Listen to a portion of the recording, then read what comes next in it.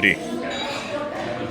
Премиерът на Унгария Виктор Орбан е в Китай. Посрещнаха го като цар.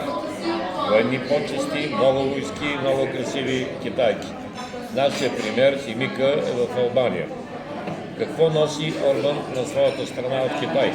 Още 3 огромни инвестиции след тази в Дебрецен. Каква е тази в Дебрецен? 7 милиарда и 300 милиона евро. Най-големия в Европа завод за батерии.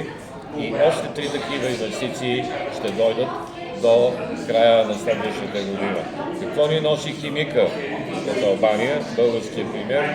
Новината, че ще спираме кранчето, защото така са казали американците, за сърбите и за унгарците, защото са непослушни, наказваме ги, няма да има газ, а те пък ще ни накажат да минаваме през Истанбул, а не през Белград за Европа, а Орбан ще ни каже чао Шенген.